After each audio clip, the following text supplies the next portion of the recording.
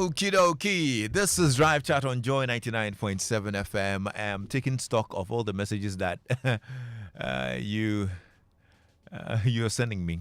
And Rosina is first to admit, Lexis, I don't have a fire extinguisher. Okay. Agbenito Gweda says, Lexis, I do have an extinguisher in my car, and yes, I know what to do with it. Okay. That's actually good. That's an important part of the conversation, you know what I mean? Because Nine also just sent me a message saying, Lexis, rather ask if every driver knows how to use the fire extinguisher. And if we know how to check if it's in good working order and has not expired. Most of us carry it for the police not to worry us. And it doesn't mean, and we don't know how to use it, okay? Or when or where we can even service it. We rather use sand to quench the fire in our cars when it happens. You see, and that's why we decided to have this conversation here on Drive Time today. Vehicular fire safety. I mean, you would find road accidents. I think in recent times you would see a very big example of an accident that resulted in a big fire. Sadly, it also resulted in the loss of 2 dear lives. It was sad to see that everybody was now looking for buckets and what to look to pour water on it. There was even a tank driver who was trying to help and whatnot. I mean, that is an isolated case, I'm sure. But there's so much that fire extinguishers can do for us to save our cars and our lives as well. If we, first of all, have one. In fact, not just have one, but have the right one. Because the last time we had this conversation, it's not every fire extinguisher that's approved.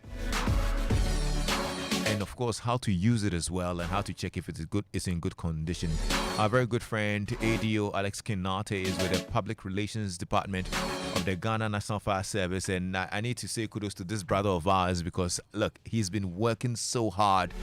Alex, how are you? Good to see you, man. Thank you very much. Happy to. Thank you, Charlie. Your kind words. No. I need to really, eulogize and, find a way to frame. Thank you so much. I thought of these words to share with you a couple weeks ago because there were 2 instances that I saw videos of things happening and you were behind it because I know your voice and I could hear your voice and I could see how you were trying to educate the public as well. And I see you on other platforms trying to educate people about vehicular safety, fire safety, and also knowing the conditions that the National Fire Service is in. Look, you are really a self-motivated Thank you very much, Lexis. Legend who deserves to be celebrated. I mean, I could have asked for a higher pay for you, but I know that goes through a lot of. So we can reserve that. But bro, I need to say God bless you for all the good work that you and your men are doing. Look, I was listening to an eyewitness account of the accident that happened at East Legon, and I think if you're the first responders tried to save the people in the car, and one man said that he was trying to pull the lady out, but the heat was so unbearable that he couldn't continue. And I was thinking about, really, this is what the firemen face and try to douse and get close and all. Sometimes with the requisite PPEs, other times without it. Other times with fire tenders that have no water and things like that. So I know the challenges in all of that, and you guys are doing a good job. And we say God bless you and keep doing it for Mother Ghana. But today we want to do some education about vehicular fire safety because anything can happen. It could be an accident, it could be a spark and whatnot, and somebody's car is on fire. I've driven past cars that are burning. Literally, and people can't do anything about it. They just watch it just go up in flames. What are some of the causes of these fires? We can start from there. Okay, so good afternoon to yourself, and thanks for the kind words. I guess these kind of words motivate some of us to spur on, and so thank you. And at least who doesn't like to be recognized? Yeah. So thank you so much. God bless you for your kind words. And I again want to use this opportunity to extend our deepest condolence on behalf of myself, our chief fire officer, and then the entire officers of the Ghana National Fire Service. We know people complained about how graphic some of the images we showed, and it was in no way to disrespect the dead. We are very much sorry. It's just one of the strategies to show people what we do, and then to draw people's attention to the fact that whenever there's an accident, we are the first responders. And so this is just to draw awareness. So if in drawing our awareness it's brought some pain to the family, we are deeply sorry, and we've discussed it. Moving forward, we'll adopt better ways to pass on our ideas. So back to the topic about vehicular fires. So vehicular fires are fires that involve vehicles. I think the last time I was here, I mentioned the 3 components that come together in its rightful proportion to start fire. That's heat, oxygen, and fuel. Vehicles have a lot of fuel in there. So most of the time, fires can come about as a result of collision. Whenever there's collision, there's fuel spillage. And due to the fact that the car has been traveling, it's accumulated some heat. Oxygen is all around us. So if these 3 components do come together, it can start fires. Most of the time, people are... most of the fires we've attended, per my estimation, that's not the official statistics, but per my estimation, I think I see more of private cars catching fire more than commercial vehicles. The commercial vehicles. I think the commercial vehicles, they pay attention to checking their oil, checking out for leakages. Someone will drive a private car, would hear fuel scent, know there's a fuel leakage somewhere, be like, oh, car with the sanity. Car with the sanity. But they've forgotten that whenever there's this leakage of the fuel, it gets into contact with the heat source from the car, and because you have oxygen all around, it can start a fire. Especially these modern cars coming up. We have a lot. We see a lot of these defective stuff in these cars. Sometimes these hybrid cars, and then also for the fact that fuel prices have gone up, people resort to use gas. Using gas is not that bad, if it's from home. It's safer than when it's been done here. Then when they alter it here, car and then change it from the fuel to the gas. Fuel to gas, then it becomes a problem. The hybrid also, you realize that hybrid vehicles use batteries, switch between batteries and fuel. Right. So these batteries, we've had situations where batteries can heat up, can swell, can even explode. So once these batteries heat up, it's a source of heat that comes into contact with the car, or with the fuel in the car. So a lot of things come together to start. Before you actually continue on that tangent, there's something you mentioned earlier, which I need us to highlight a little bit. The commercial vehicles and the private vehicles. Look, I'm just thinking about it. A lot of people are listening right now who own private cars, and they don't remember the last time they opened the bonnet.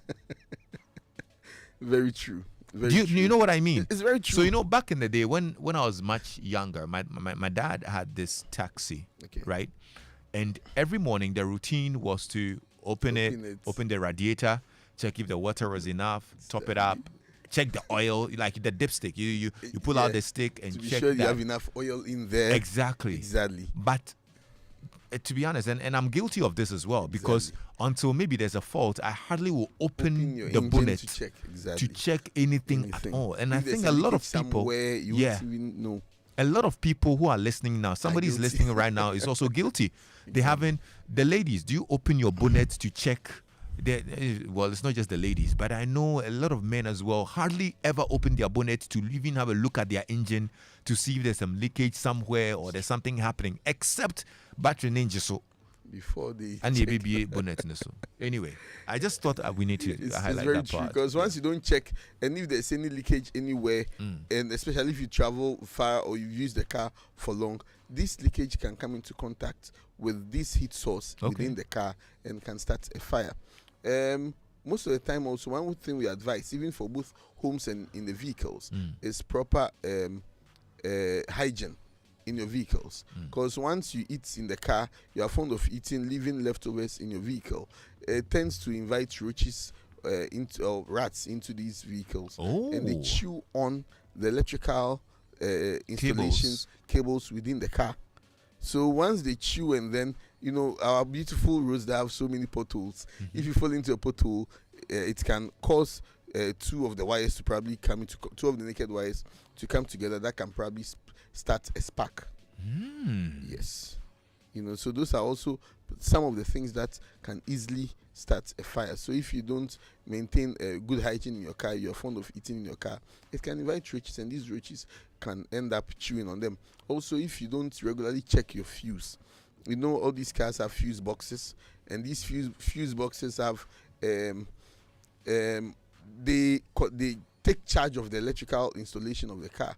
So someone will probably see that there's one particular fuse box that always gets bent, and then we'll go, oh Charlie, I didn't, then they'll go and still replace it instead of just having them to check. Because once it's bending, it means there might be a defect somewhere. Because most of the fires that we see are caused by electrical faults in a vehicle. Okay. Sometimes you get someone, an electrician will just join wires in your car, and instead of using a proper tape measure or a proper tape to tape it to insulate it from any contact, the person will be like, oh, Charlie, mini a solid tape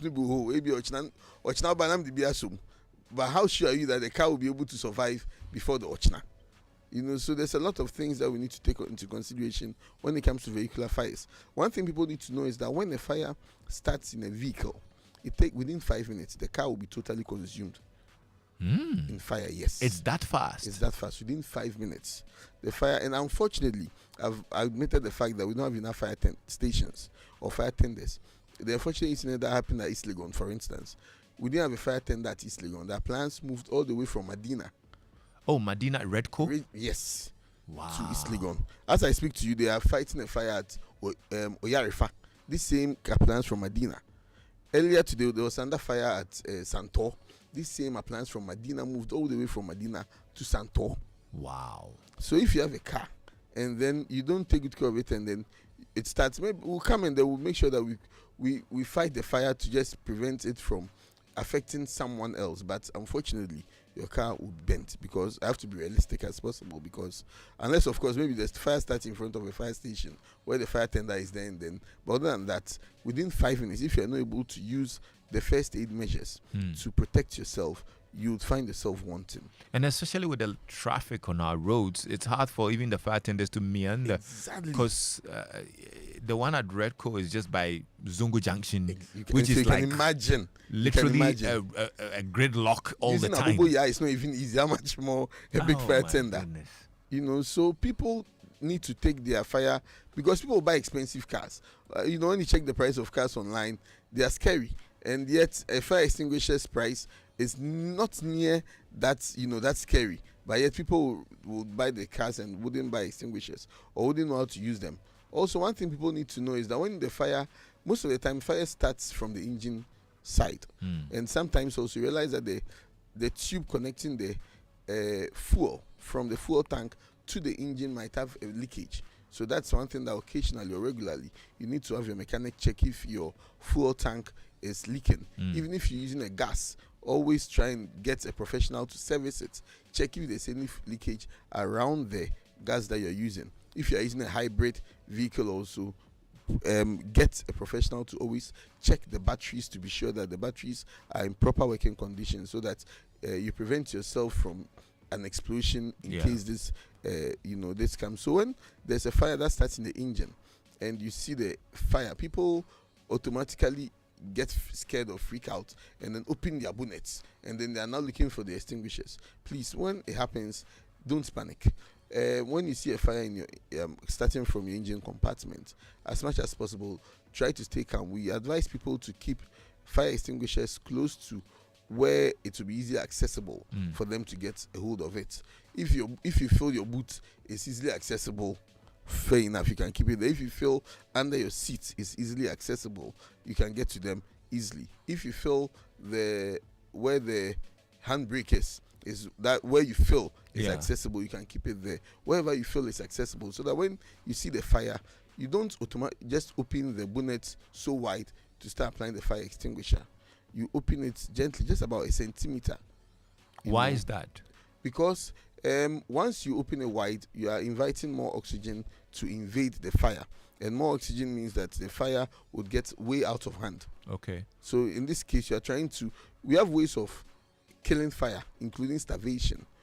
So starvation includes starving the fire of the needed oxygen or the needed fuel that it needs. Okay. So once you put you deprive the fire of the needed oxygen, you're able to then open it briefly and then apply your fire extinguisher in there.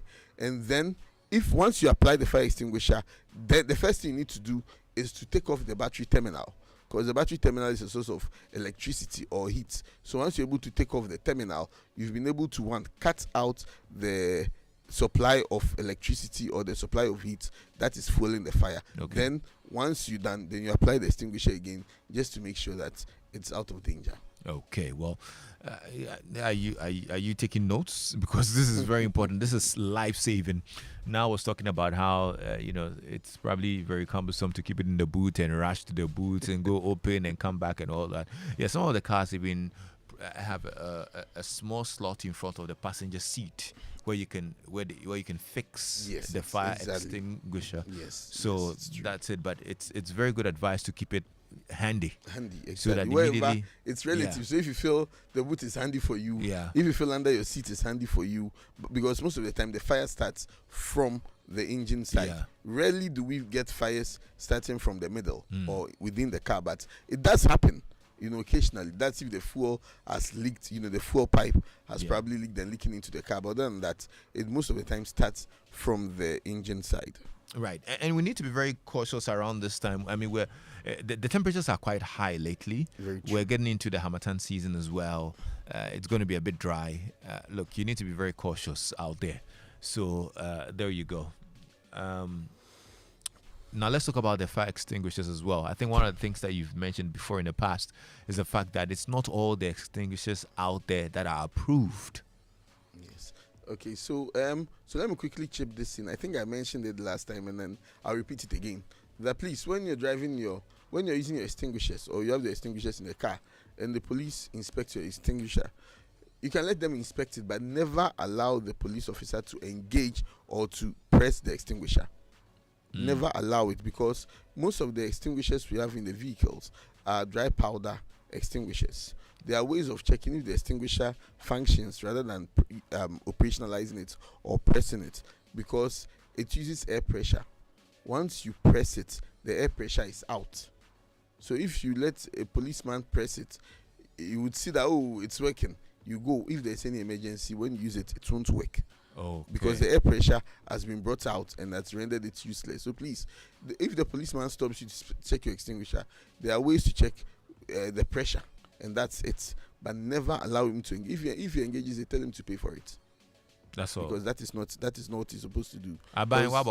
Exactly. Because once he does it, he puts you in danger, because whenever there's a problem, you won't be able to use the extinguisher. So that's one advice we'd give to people moving forward, that please. So we have a dry chemical powder extinguisher, and we have the carbon dioxide extinguishers. These are the ones we normally find. But in vehicles, the one that we normally advise is the dry chemical powder. Because then the dry chemical powder are powders that are able to submerge the fires, or have proven to be much more effective in dealing with fires involving petroleum products or oily products. So we often advise people, and when you're using it, be mindful of the wind direction, because it's powder. So if you are facing the wind, once you try engaging it, the wind will just be blowing it away, and it can get into your eyes or into your mouth and can be poisonous. So be mindful of the wind direction when using the dry chemical powder. You can use a carbon dioxide, but then the dry chemical powder is more effective when used in the vehicles. Okay, there you go. If you have any suggestions or any comments, you can send us a WhatsApp message on 055 1111 997. Now, you also mentioned that there are some that are approved, or where can we buy the right ones? Not all of them on the market are approved, right? Exactly. And then I think I mentioned, I don't know how far discussions has gone with our directors, but the last time I checked, or when I was reliably informed, is that the fire extinguishers being supplied by the DVLE is not from the Ghana National Fire Service, or it's not an authorized or certified vendor for the Ghana National Fire Service. The one that DVLE themselves are supplying, yes. So that one, for instance, if you use it and it doesn't work, fire service cannot take responsibility for it. If it works, we thank God. But if it doesn't work, fire service cannot take responsibility for its efficacy or otherwise. No, we need to call the DVLA CEO. Mr. Kosiaji Mambuzia. Philip, Pacho, mommy and friend is here because so I think we mentioned this the other time. Yes, so I don't know if discussions. I was told discussions were underway, but as of now, I don't know where the discussion has got to, whether an agreement has been reached. He's our good friend too, Mr. Kosiaji Mambuzia. He's a very hard-working man. So if an agreement has been reached, we thank God. But like as the last time I was updated, we had not really reached that. So we have certified. Sikantobre. More fresh Sikantobre, mommy. Why? Because we need to find out. Exactly. So we have certified fire like vendors who are who often get certified. They are inspected by the Ghana National Fire Service and are certified. Okay. So if in doubt, you can go to any fire station, talk to the safety department of the fire station within your community, and get and they will help you get the right extinguisher that can help you. But it also comes in different sizes, right? Exactly. I don't know, because I think I've seen a car, vehicular fire situation where like they've used like 4 or 5 and say Janin do me yet. You see, so it depends. I would say it depends on know-how. Okay. It depends on know-how. Because in my car, for instance, I have about 2 extinguishers in my car. Oh, okay. I have about 2 extinguishers in my car. Someone might feel that because he doesn't want to have problem with the police, he will just get a small one. But when there's trouble, the small one might not help. I sometimes advise people, if you can, buy the big one that we use for homes in your car. If it's there for you. If it's an emergency, it's good enough to be able to contain the fire for a longer period as compared to the smaller one. Okay. Yes.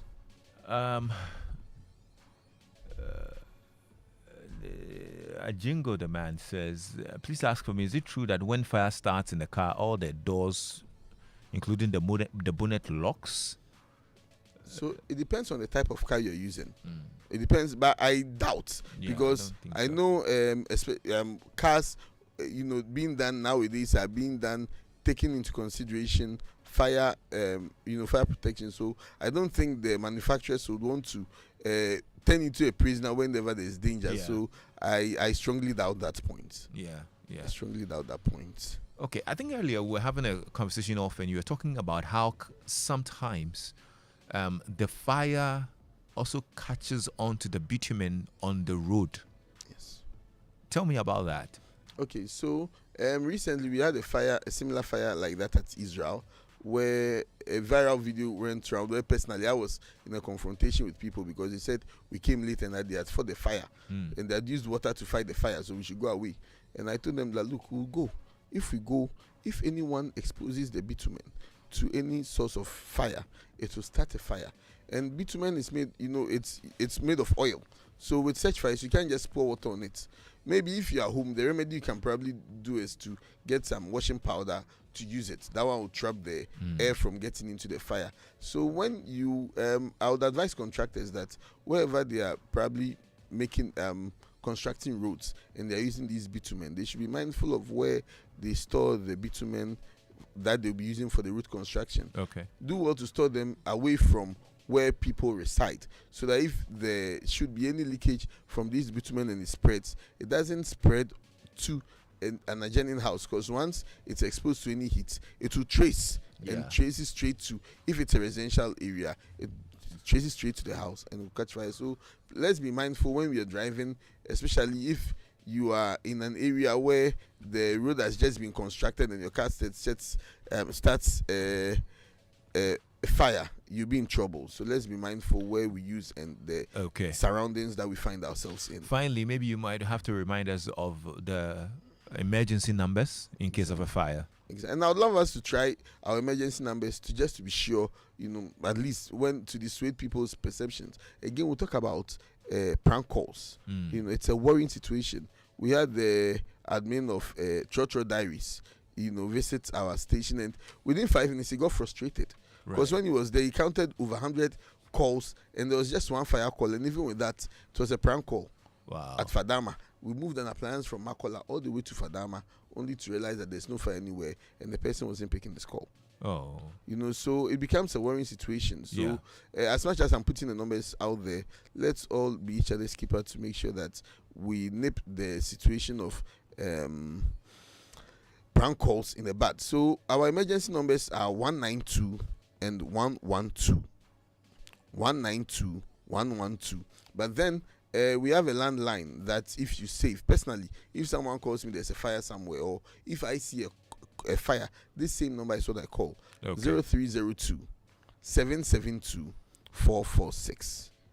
And it's in my head, So if that's a landline that when you call, it goes straight to the call center, and then they're able to dispatch the closest fire station to your end. If you know, and you have to know your area and the fire station that attends to your area if there's a fire.